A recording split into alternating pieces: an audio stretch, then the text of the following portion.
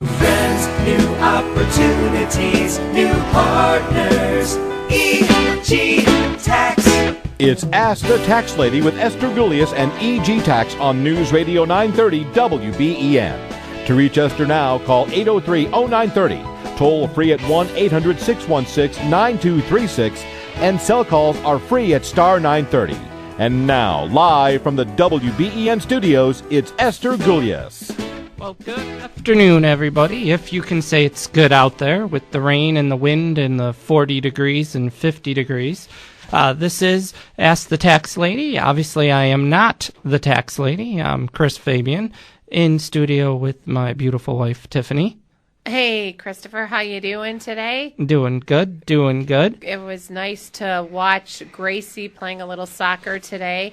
She had her all-star game. I think they were cold out there, although if you're out there playing soccer... and you're running and you're running and you're running. You probably get much more warm than the spectators. The internal warmth come out. Yeah, and the spectators over there on the sidelines are freezing, but they're out there doing all the work, so we couldn't complain. When we left, it was it was a tied game, so it'll be exciting to see how it shakes out. Yes. Today we're open to take your calls. We're going to have a special guest on with us from the Business Brain. You hear us all the time talking about businesses, starting up businesses. What should I be? How should I be doing things? What's the bookkeeping? Well, this is a partnership we're doing with this company where they come in and they look at your business and give you suggestions on what to do. But anytime you have questions, whether it's regular questions or for him, give us a call here in studio, 803-0930, 803-0930, star 930 on the cell phone. Yeah, I wanted to say that I had lunch with Joe and Dave. They're the partners of the Business Brain, and I had a chance to sit down with Joe.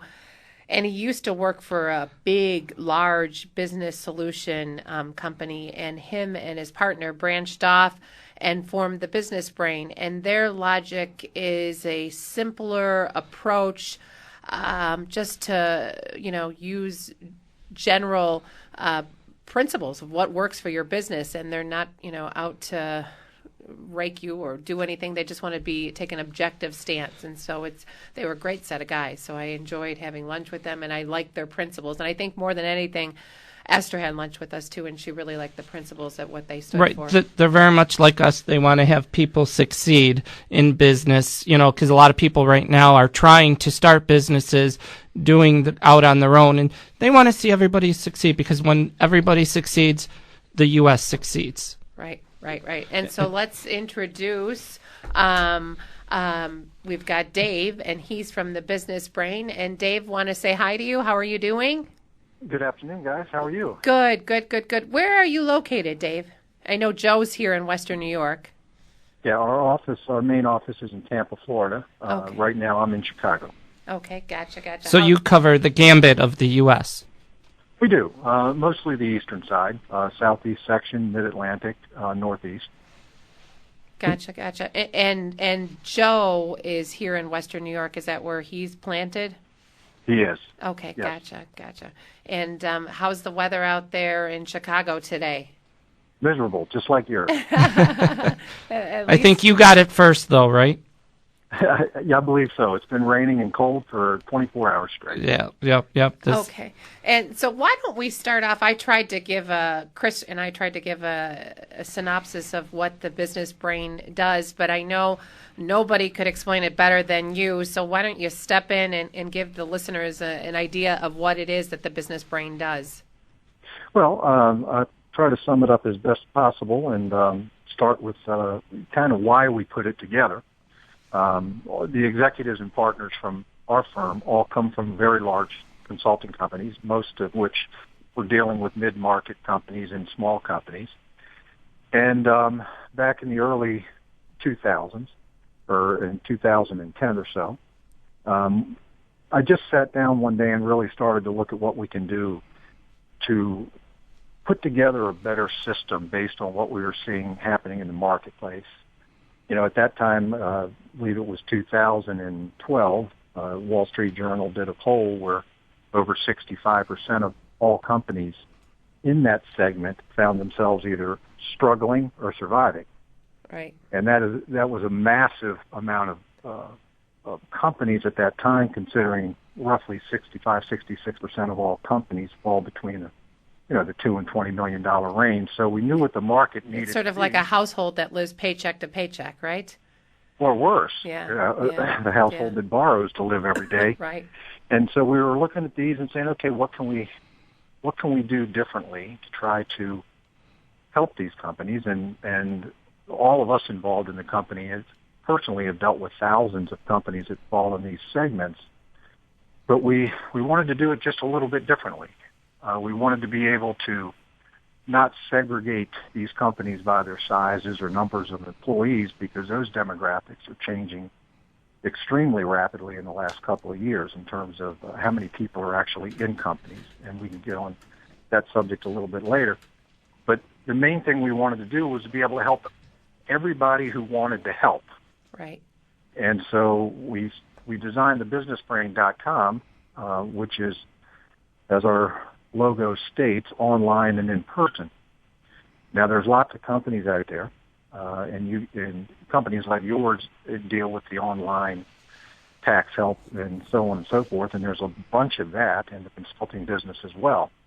And there's a place for it, because there's many companies that have the intelligence in-house with a little bit of guidance from professionals in terms of developing better systems in their company. They have the people that can do it themselves. Right. But many of them can't. And so there is a place for that online guidance, et cetera. But we've always felt, and I think you folks take the exact same approach, is that you must get out to the company. You have to be able to touch the client. You have to be able to see their processes. You have to be able to see what they produce and how they do it, so that you can more effectively guide them, especially on the management side. Right. So right. we developed a system that allows for us to be able to go out to a client, whether they call us. A large percentage of our clients are referrals, and so whether they call us or whatever method we get in front of the client, we do an assessment process. And the assessment process itself can be extremely beneficial to the client, because it's not a 2-3 hour ordeal. It can be 2 to 3 days where we sit with the client, work with the client, dissect the company, and then make a determination as to what and if anything can be done. Gotcha. So by doing that process, it allows us to, whether the company does a few $100,000 a year or whether it does 40 or 50 million, it doesn't matter to us. And, we're just tired of seeing the failures. And in the businesses we came from, we saw too many of them.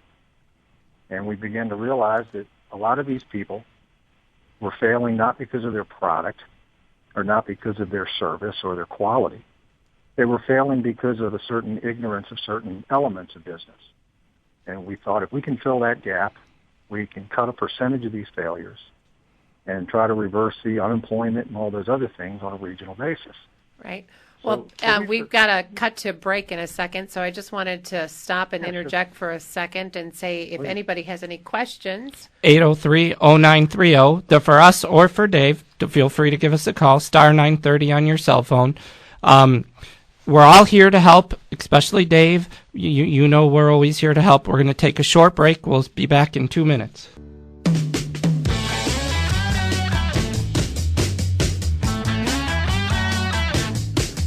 I won't start singing it, but they say it's your birthday. Very true, because we have a birthday. Even though it's not my birthday. It's somebody else's birthday here. It's Jay. Jay? Yes. Happy birthday, Jay. As he turns red for everybody on the radio. Put it on high def. You can see his red cheeks now. It's true. Chris Fabian, Tiffany Fabian here from EG Tax with our special guest Dave Barry from the Business Brain. Here to help you with whatever questions you have, whether it's business related, tax related. As you heard in our commercials, we do have tax school coming up starting a couple weeks, really soon. If you ever wanted to dive in to learn taxes, catch a little part-time job, maybe a little full-time job during tax season, make some extra money, it's a great thing. Like people, like computers, it's a win-win for everybody. Yep, I've been at EG Tax for over 10 years, and like you said, Chris, the main reason we do the school is to glean off some employees, and our hope is that you come to work for us. So it's a great opportunity. Yep, and like us on Facebook, get our weekly tax tips. Could even get a link next week to the Business Brain, so you could check their website out or go to thebusinessbrain.com. Right. And I believe, Tiffany, you have a question for Dave. Before I ask you a question, Dave, what is your phone number, or what's the best way for people to reach you if they wanted to reach out and ask you a question, not at this time? Our toll-free number is 877-713-8367. And for your listeners, if they want to go right to extension, I believe, 701, I'll talk to them personally. Okay, gotcha. And so you've been doing this for how long, Dave, may I ask? Approximately 20 years. Okay. What do you guys find as the largest, most common fix, if you will, when you go into a business? What do you find is the most common fault that you find? I would say that the question then would be fault if you're going after a fix also, two-part. Well, that's a great question. I would say that the biggest thing that we need to do, and we do it gently, I will start by saying that, but we need to kind of dispel some of the myths that our clients give to us. I'll give you a good example. A large majority of your clients, one of the first things they're going to tell you when you walk in the front door is, I don't have any money. Right. And I'm tight on money and I can't borrow and all those other types of things. So we then begin a process of turning their thoughts around just a little bit. The old saying that sales will hide all evil. Well, we start by turning that around a little bit and saying that in some cases sales can be the evil. And we start to teach them the concepts of protecting their profitability over assuming that additional revenue will solve all of their problems. It's really teaching the client the difference between cash and money. Okay. So we start with the process of them understanding that they have money. For example, a company that's doing $3 million a year in revenue has $3 million in money to do with what they choose. The difference between cash and money is cash is profitability. It's the only method of getting cash is to be profitable. So we start to teach them that if they're going to have $3 million worth of money and choose to have none left, then let's try to redesign the company. Let's engineer the cash into the business and teach our clients how to establish parameters of performance that protect the only thing that is important, and that is cash or profit. So it is still fascinating to me, but how quick it's refreshing because it can be changed very quickly, is to get the clients to understand that at some point they had a pool of money of which they had the decisions to make as to what to do with it. Right. And so go ahead, please. Oh, I was going to say one of my favorite shows to watch is Shark Tank. And people step into the room and one of the first questions they always ask is, how much were your sales? What was your revenue at the end of the year? How much does it cost to make your product? And so these are people that are approaching these professionals and they're looking for $50,000, $60,000, $70,000. And so they're asking the parameters that set the tone for their future and where they see their investment heading, So yeah, really good thought absolutely. Pattern. And as they always ask is how much of it are you keeping? Right. Because they want to take, of course, an equity position in that company, and nobody wants to take an equity position in zero. That's right. So, again, our whole goal is to make sure that the business owner, which in the segment that we deal in, is very personal, same as you. As you find all of your mid and smaller companies are people. Mm-hmm. They're not big corporations. And our job is to make sure that the ownership return is pursuant to the effort that the owners are, and how many there are, doesn't matter. Right. That the ownership, whatever effort they're putting in, they're being remunerated effectively. And the only way to do that is to design and protect. Right. And I'm going to use one of Esther's favorite words here, the B word, is the budget.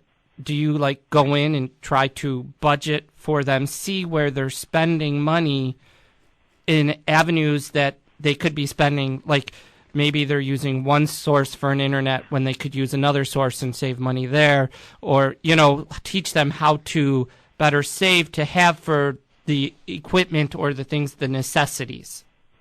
Well, I think that's amazing. It's amazing you bring that up, Chris, because one of the first things that any advisor has to do in a company is take a historical perspective. And it's not always comfortable for the client to do that because generally our clients don't look at their companies in that fashion. So we take them back. We take them back 3 or 4 years, and we do comparatives on everything from the balance sheet to their profit and loss statements, et cetera. And the eyes begin to open when they can see in black and white the massive fluctuations in costs from time period to time period to time period. And they never have an answer for it, or generally it's a very broad answer, right? The economy or the weather or whatever, the industry. And what you try to take them back is these are events that actually happened. And so then we take a process of determining what is realistic and expected that can still protect a profit based on historical data. And the interesting thing, Chris, is you hit on something that once you get in there, what we try to show our clients is that in many cases they make money, Chris, as you well know, you and Tiffany know.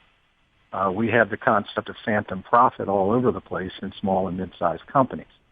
These folks that put a couple $100,000 to the bottom line and don't have $10,000 in cash, and they end up paying taxes on it, et cetera, which is where you guys step in and fix that problem. What we try to make sure they understand is if you can make a profit by default, which is in essence what that is, it is fascinating to understand what can be done by design.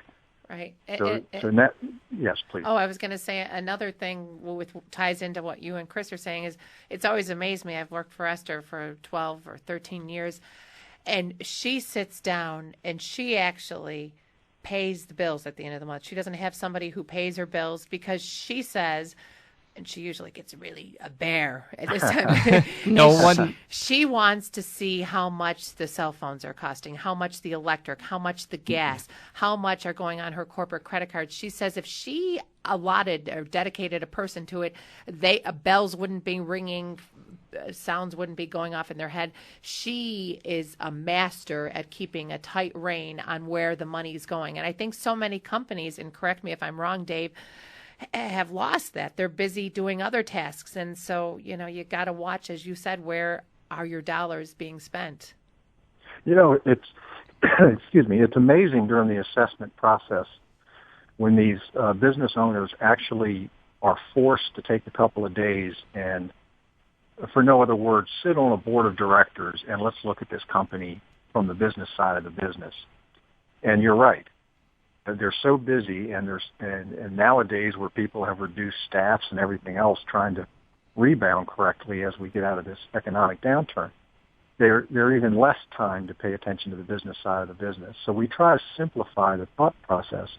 And so back to what Chris said, after you do an analysis, it's important to sit down with the owners and say, had we been able to control this, let's use a 48-month period where all these fluctuations were occurring in all of these general ledger categories, if we could just accordion those in to a singular event, the potential of the company lies somewhere in this area. And there's where Esther is far ahead of many of the clients, is then the corrective action can start. Because what we've found is that almost all companies can be designed to be profitable under historical conditions. That doesn't even bring in the fact that you now need to take the time and look at these things individually and take whatever potential profit is already there, and now let's improve it. And that's the fun part of course, what we do, is that you can generally beat a budget based on historical data, as you guys well know. Right. And that's where the real advisory part comes in, right down to supplies and cell phones and all the things you're talking about. You're basically stripping the books down to the nothing, to build them back up, almost to be like the $6 million man, to make it bigger and stronger and more profitable. Yeah, and then also I want to say that every week we talk about business owners taking a look at their business entity. I mean, maybe they're a LLC when they should be a C Corp. Maybe they're a C Corp when they should be An S Corp. I mean, so it's also important to look at your business aspect and see where you're spending your money, you know? Yep. We're going to... Yep. Hold on, Dave. We got the news coming up at 3:30 exactly. 803-0930. If you have questions for us in studio, go to thebusinessbrain.com. You can contact Dave and ask him questions there also. Give us a call here in studio again. Sorry, brain freeze. 803-0930, star 930 on your cell phone. We are Ask the Tax Lady with Esther Gulius. We will catch you on the other side of the news with your questions.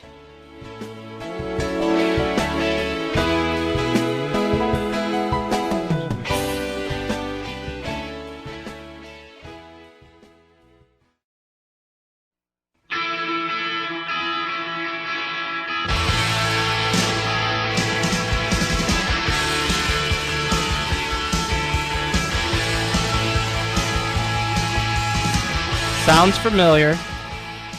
It's The Replacements. The Replacements. Okay, yeah, don't know that one. Know the movie, but not the band. Great movie. On the break, Tyler and Jay, we were all talking about Ralph Wilson, and the proceeds from the sales of the bills is like $1.4 billion is going to stay in the community in some capacity.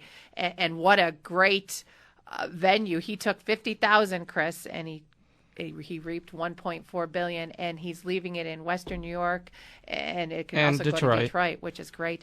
And we've got two callers, and I think we're going to go to Sue first. And Sue, how can we help you? Hi. I used to donate clothes and then be able to take it off on my income tax, and I can't do that anymore. But my son has a young daughter, and he does all the stuff you do with a child on the income tax, and he's got a lot of her clothing, and the question is whether to contribute it and or have a garage sale. So I was just wondering, what is a reasonable amount to use, because he's got tons of clothes. What's a reasonable amount to show as contributions to Salvation Army or Goodwill? Well, what I would do, because there's valuation guides. If you go to the Salvation Army or the Goodwill, they do have valuation guides. What I normally tell my clients is what you would sell it for in a garage sale. Okay. Right. No sentimental value attached to it. The IRS doesn't care about that. And then I also want to chime in, and a lot of clients say, what is the general or safe or the allowed amount? There is no allowed amount. Whatever it is what it is. So you go to the guidelines, you look at 5 shirts worth $5, $25, 7 pants times 6 is 42. Whatever it is what it is. And I would tell your son at first to have a garage sale. Try to make the money, because if even say he has a charitable write-off of $1,000 worth of clothing and furniture, baby stuff, toys, that $1,000, if he's in the 15% bracket, is only going to save him $150 on his tax return. So if he could take that $1,000 and sell half of it and make $500, none of it's taxable. Then to have the $500 as a write-off, he's still only saving $75 on his tax return, but he also has $500 in his other hand. Okay, and 15%, that's kind of a normal. I mean, he makes about $26,000 a year, and he's got his daughter that he does all that stuff. And he might even only be in the 10% bracket with the daughter. So if it was $1,000 he contributed, he'd only get $100 off his tax. Yep. Okay, good. That's just what I was wondering. Thank you so much. You're welcome. Anybody else? Give us a call here, 803-0930, star 930 on your cell phone. We're here to help, but if you don't ask, we can't help. Hey, Dave, I wanted to chime in and ask you another question, if that's okay. Sure. Chris, we were talking about this on the break, too, and he said there's a lot of young people who are entrepreneurs, and maybe they're coming out of college, maybe they're not, maybe they dropped out of college. And what do you find as some of the most beneficial advice you would give to a new person who's starting a business? Well, that's also a good question. I'd start with, you used the word budget earlier. I think one of the more misunderstood concepts for startups, of course, is an accurate and a breathing business plan. And we spend a lot of time doing business plans, not just for banks, which most people think they're for, but they're actually living, breathing documents that set out forecasts and everything else. They also help determine a realistic working capital requirements, which is obviously, as you folks hear from your clients all the time, is that we didn't have enough startup capital. Well, my question's always the same. What was determined to be the necessity? And therein lies, I would say the biggest mistake that they will make is being undercapitalized when it was unnecessary. A properly executed ramp-up and business plan and the appropriate details of management that go in that can help protect that. And most of those can be done relatively easily, especially in a young startup, although, quite frankly, we shouldn't confuse that these days, Tiffany, because as everybody knows, the average age of a CEO is deteriorating rapidly as people like us age. Right. So, as a matter of fact, in a recent Inc., I think it was the Inc. 4000, that almost 69% of CEOs are under the age of 44 today, whereas in, say, 1980, it was 59 years old. And if you look at the fastest growing companies in these polls, you're going to find the majority of the CEOs are now in their 30s. So these kids coming out of college are so much more sophisticated, and I don't know how old you are, but I'm in my mid-50s. They're so much more sophisticated than when we came out because of the amount of information that they have, which is refreshing because it allows them to ramp these entrepreneurial ideas up so much more quickly and in some respects, of course, dangerously, especially on the capital side. Yeah. And also on your side, on the tax side. Right. If they don't thoroughly understand the ramifications of rapid growth and accidental big profits. Yeah, because I think you keep moving and it becomes like that avalanche, and so you never have time to sit back and collect yourself and make sure that all the processes you have in place are fluid and moving in the right direction, I would ask them to clearly define their market, clearly define their deliverables, and make sure that their pricing strategies are pursuant to not just accelerated growth, but a protection of the profit. Now, do you offer seminars to the public? We do. We do seminars on such topics as profit engineering, break-even utilization, and which, as you know, is a very important element of pricing and unit pricing and all those other elements, and predetermined profitability. So yes, we do. So and then I believe going through your website this week, you do it for the public, but you also can do seminars for the companies to help train their staff and other aspects like that also, correct?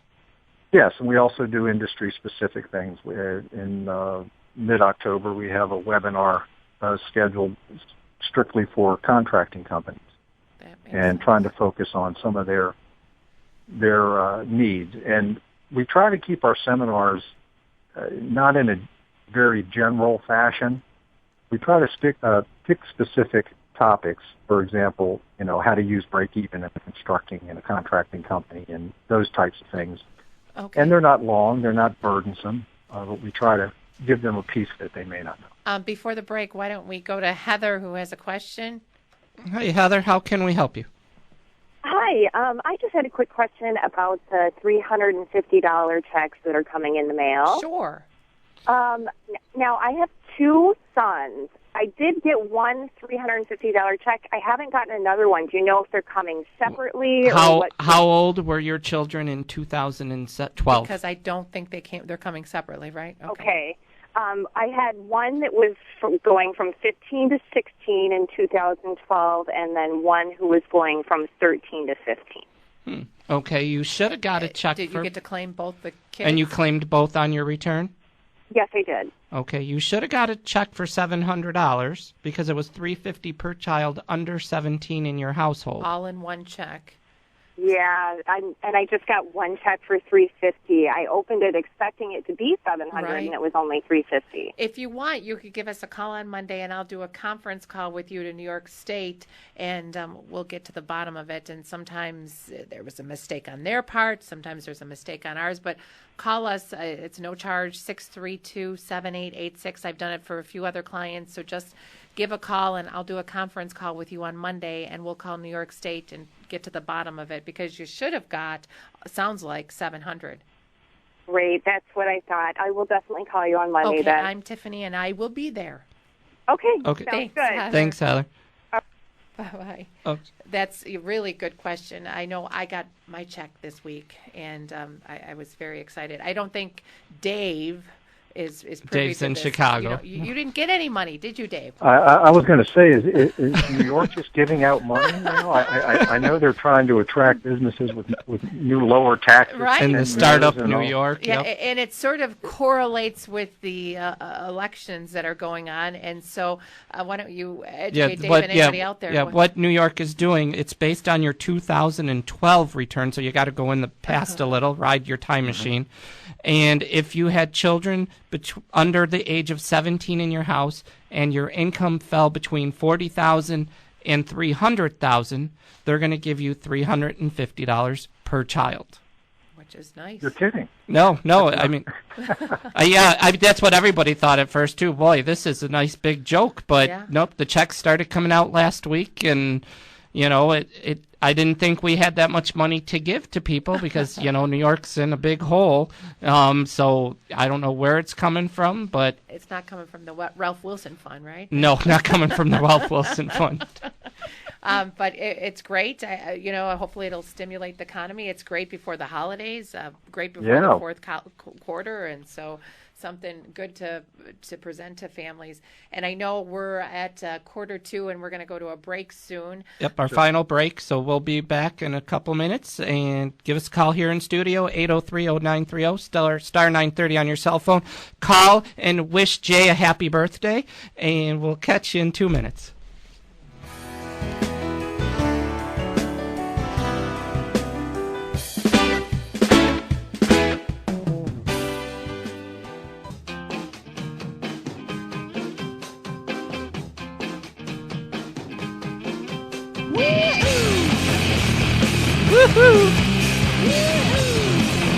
Okay, well, the Wallflowers. Blur. Well, okay then. Yeah, that just blurred my mind. So Well, to finish off the show, we've got two callers, and I think we're going to go to one of the callers right now. we're going to go to Jen in Lancaster. Hey, Jen, how can we help you? Hi, I'm just calling to find out how you handle the interest on savings bonds for college-age children. They've been issued in their Social Security number. It's my impression that they need to be issued in someone else's Social Security number in order to be tax exempt. Yeah, well, they have to be issued in the parents. Okay. And so, yeah, unfortunately, if they're issued in the kids, the deduction there can't be done for the interest. But at least you would still get the education credit. Unfortunately, the interest, depending how much it is, they're going to have to file a return if you're cashing them in to pay. And what is the amount that would $9. If they have no other income, it would be $9.50 of interest a year? So maybe you could spread it out, Jen, over the years. Okay. Yeah. Yeah. That's a possibility. I mean, they all haven't matured yet, so it would be over the years. But Yeah. I guess at the time when the kids were born, I didn't even think about it. They were gifts, and they were just issued in their social. It would have been smarter to have it in the person giving it to them social. Yeah. Yeah, no one really understands it especially when a baby's born. I'm going to give you these bonds for education, and and they're like, so unfortunately. But at least the college credit the is kids great. don't make a lot of money that then when they file their New York State tax, they always end up paying because they're weekly they're making very little money. Well, So at least the savings bond interest will be tax free on the state. Yep. Yep. It's taxable it's taxable on the federal, but not on the Federal end, state. but not in the state. Yep. Okay. Yep. All right, great. Okay. Okay, thank you for Good your help. question. You're Thanks, welcome. Jen. And let's go right to Robert from Lancaster, too. Hey, Robert. Hey, guys. How are you? Good. Did I hear you correctly? It is supposed to be $350 per child? That's what they said. Yep. As long as in 2012 the kids were under the age of 17 and you made greater than 40,000. How many kids do you have, may I ask, under the age of 17 for that year? I have three boys, and I received my check, I want to say Tuesday, I believe, for only $350. It was supposed to be per child, but knowing New York State. And I haven't heard this a lot. I mean, haven't you heard a lot of people at the office saying that they got for the amount of kids that they had, right? Yeah. So. Yeah. And again, Robert, you can call me on Monday, 632-7886, and I've got the right number to call New York State, and we can get to the bottom of it, and it's free of charge. So call me at the office on Monday, 9 to 5, and we'll call New York State, okay? Yeah, super. Yeah, so you're right. You are right. So we'll figure it out. Yeah, I want to get as much as I can out of them. Yeah, Amen. You should. That's right. Okay, give me a buzz. Thank you. Yeah, that's really not good. No. I mean, if you say something, you got to follow through, and so we'll get to the bottom of it. Okay, Mr. Dave Barry. I was wondering, I had a question for you, if it's okay. What is there a common business entity that you guys tend to help more, like manufacturing, retail, public? What public sector do you find that you guys touch on a lot? The majority of our clients are in contracting, which of course is many industries. Right. Inside contracting, manufacturing, and we do a lot of hospitality. Okay. That's one of those industries that has a very, very high failure rate. Yep. And we felt that we can get in and teach and train them on just enough to make sure that they get through those first couple of years. Right. So those retail, of course, comes in all over the place in a lot of different ways.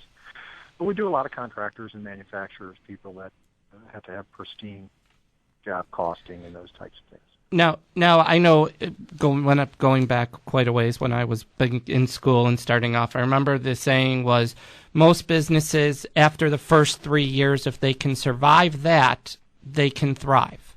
Is that still hold true now, or is it all up in the air? No, the numbers are still, the most vulnerable is certainly within the first 3 years, although the failure rates up to 5 years are still very high.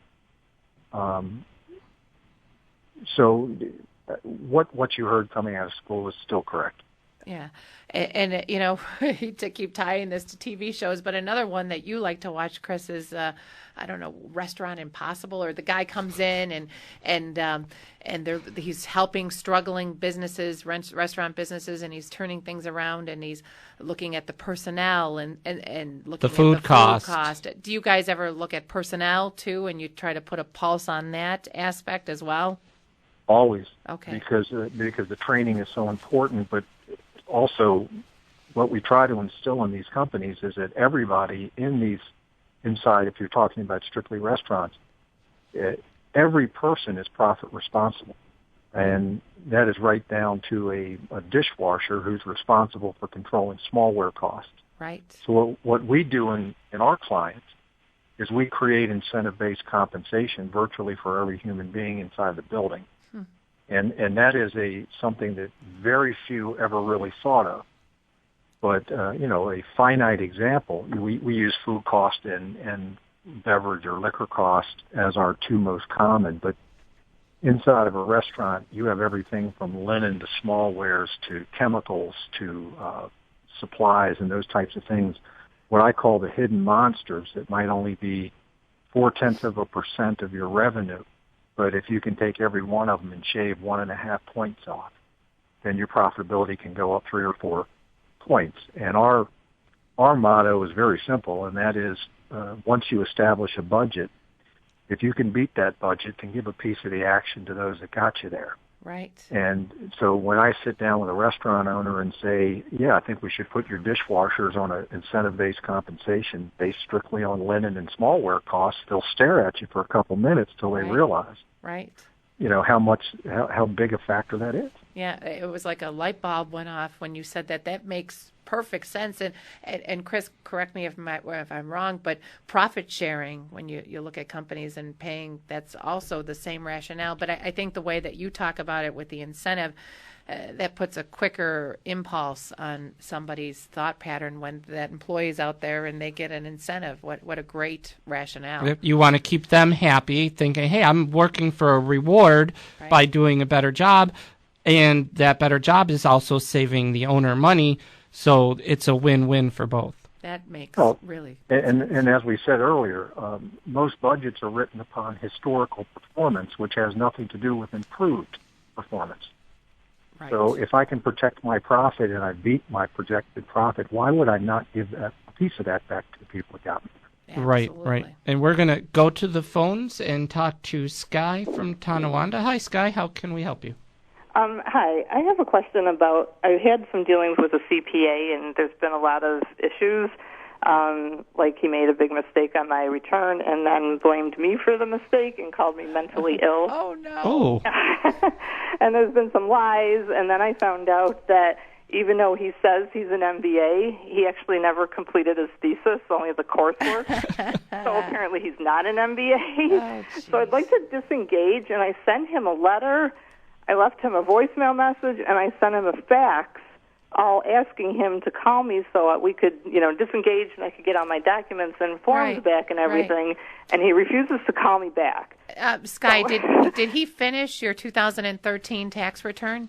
Yeah. Or business return? Okay, he did. Yeah. So that's good. And you have finished your 2013 return. There's nothing really lingering out there that he has to legally finish for you, right? No. Okay, so you want all of your databases from prior items back to you. I can tell you, excuse me, the law is we have to hold on to things for 3 years. Okay, because he's in California, if that makes a difference. Okay. No, that's the federal law. 3 years. So he would be holding on to probably your 13, your 12, and your 11 items. And you are right by engaging him in a disengagement letter. I know at the corporate level, whenever we do that, the lawyer always says to mail out a letter. And now you can always call the IRS. They could give you a copy of your items from 13, 12, and 11, or you can go to IRS. Right. You're like, what documentation are you looking for? Well, I just like copies of my returns, my Social Security 1099, copy of my alimony check. Things like that. I mean, like Tiffany said, we can go on the IRS's website, get you all your income statements. If you want to come in, we can help you with that. But he has to hold on to them, right? He's got to keep. If there was withholding on it, he has to retain a copy. Okay. He can still give you the originals. He has to retain a copy. Okay, for 3 years. And can't she also go to irs.gov and fill out a complaint form against a practitioner? So you can go to irs.gov, and if you need help, we can help you fill out that form, because if he's doing it to you, he's probably doing it to somebody else, Well, I found out from his office administrator that I'm not even on their computer system, that he did this like on the side somehow. I didn't get an actual, official letter or stationary letter. It was just off the software, and my records somewhere are hidden away. She couldn't find them. Yeah, you may just want to. Everything is just bad about this work. Yeah, you may just want to cut rope and run. And so I don't need to actually speak with him. I can just send a certified letter saying you're that done. I want to disengage, and then that could be the end of it then. Yep. That's CYA, cover your butt, and that it sounds like you've done everything you can do. Yeah, because I don't know what I told him I was going to call in a voicemail message, which he ignored.